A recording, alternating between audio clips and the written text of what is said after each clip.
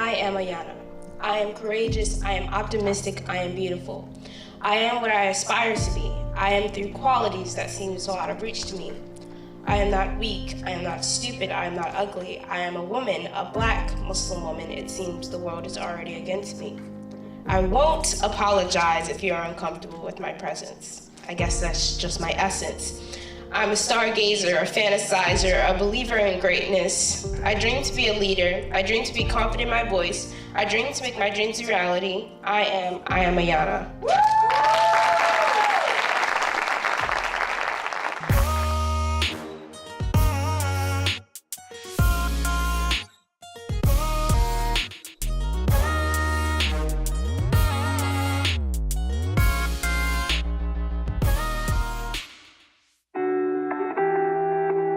We teach the design thinking process, and the main thing we want to get out of here is the mindsets of how to operate. We believe that the first and most important step is empathy and really understanding what is the need. Never start with whatever your idea is or with brainstorming. Once you spend time with people and understand, then you move to the second step of defining. What is it that you've heard that is the actual need for this user?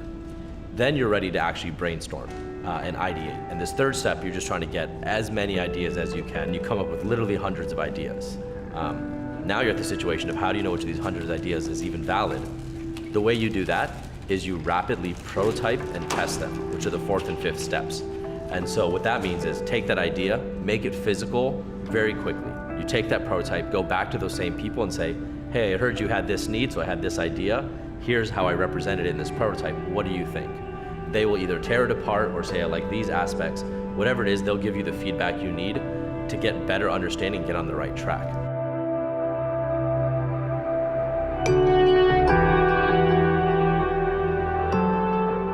Do I ever know what I was thinking? Because I feel like you did this with your hand, which meant like you got some mind-blowing thoughts going on. In my mind, like if you added up the math of what she said, right? She said that in her exact words, 95 of the investments is owned by white men, right? Then she said 3% is owned by white females. What about the other 2%? So you're telling me 2% is what? I'm not even gonna say black. What about Latino? That got me upset. Is it because we are looked at differently, or is it because of our just skin color? As we've brought different entrepreneurs and leaders to talk with the students, one of the things that they've noted and has been kind of upsetting is they recognize a pattern that these leaders don't look like them, and they haven't gone through the struggles that they've gone through. So it almost reinforces that, well, of course they've made it because they're not like us. They didn't have to come from us. But if you come from where we come from, if you have to go through what we have to go through, then I guess the reality is you can't actually make it. You feel is perfectly fine.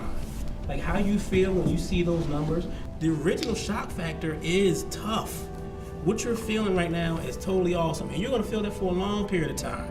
The issue, the good thing about this now though, is now you know the numbers. I know it hurts now, but now you know the numbers. Plausible deniability is gone now.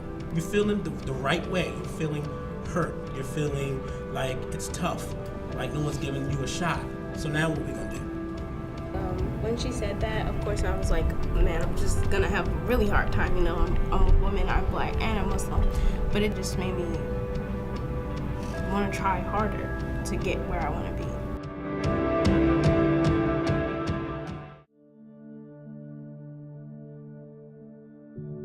I am working on an app that allows people with storage space and people with storage to come together.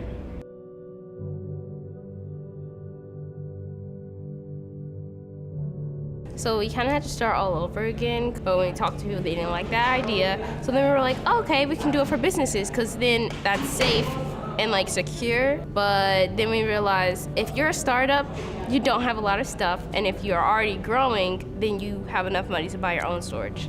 So then Our company, Outer Space, is developing a website to help people with storage connect to people with sheds and garages, offering them an opportunity to indulge in a shared economy with a secure environment, flexibility, and cost reduction. I was reading something, it was like the sharing economy is like growing so much, and so why not like try to like jump on that before you're like too late. And Taz was really excited about building this fan. He had built prototypes, he even pitched this at a startup event. So I was doing that, right? This is me prototyping the empathy stage. And I was going, and then... In the middle of the day, he looks at his phone, and I could just see his face change.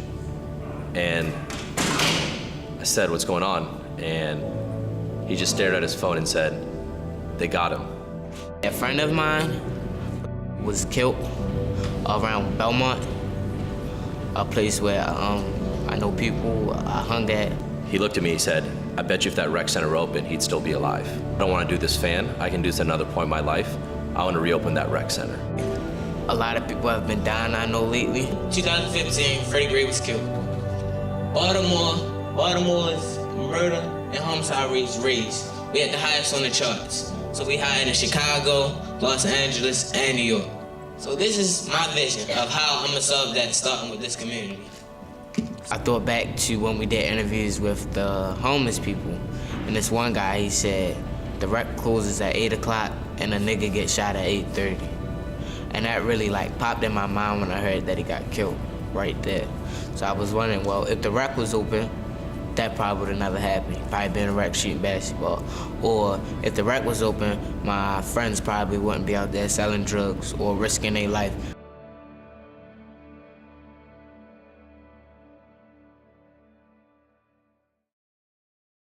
Me and another partner is redesigning dog houses.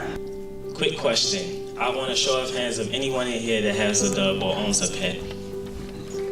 Wow, we have a lot of hands. Wow.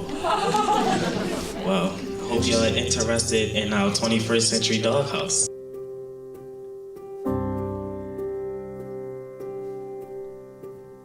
It pains me to hear when they say, "I don't want to go to downtown." If you ask them why, they say, "Well, you can't look at anyone in the face. You got to keep a straight face on. You can't smile. You got to always be careful." And I realize that while I'm in these spaces, I am still myself. And these students actually perceive it and act very differently, where they feel that this is an environment where they are not safe to be themselves. And went up to her in a polite way, and then she was like, I don't got time. No, don't ask me no questions. I was like, okay. So then we met another lady. For some reason, we was talking to her, and I got to look at her body language, or however you would say it. I got to looking at her, and then I realized that she had pepper spray in her hand, and it just made me think, what the hell she got pepper spray for? I was just upset because we just showing our prototype to people who have animals. And what's crazy is the lady is a veterinarian. When I seen it, I had to get myself together because I know who I am at the end of the day. How did you guys going out? Honestly, it wasn't that good. We went to the gallery, which is like a mall, like a really small mall, and it felt like, I don't know, they just didn't want to talk to me. It just felt like they were judging me or something. So I got kind of really insecure, and I was like, I don't even want to do this anymore. And then I made the mistake of interviewing a police officer. And he was like, you can't do this here. You're soliciting or something. He was like, you gotta get out. So he kicked us out, basically. And so that was horrible, but try again, I guess. We ideally want them to find in themselves some mix of something they're passionate about, something they're good at doing, and that ideally solves a real problem in the world.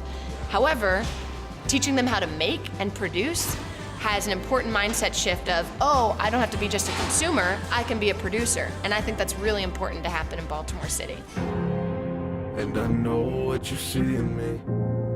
You see the truth, see the me in me. You see enough to believe in me. You see your son, but it's he in me. This season on Bet on Baltimore. And I ended up taking a person's life. I was sentenced to natural life in prison. As I travel this road of life, with the road in light, where the slang is engraved with a slavery language, in the streets of babe, with the pain of slave ships, still I submit to it. I'm gonna give you $1 million for the rec. She's gonna give you $1 million for the youth program. Hypothetically. I bet all of them make over $20 an hour. What's wrong with us? Live to win with no love, no heart, not a glimpse of it. Rules covered the religion, hold it intimate. Thinking we live life, but we hinder it. It's ironic the way that we cling to it. Hold the fountain of youth, but never sit from it. Lifestyles of the young and the ignorant.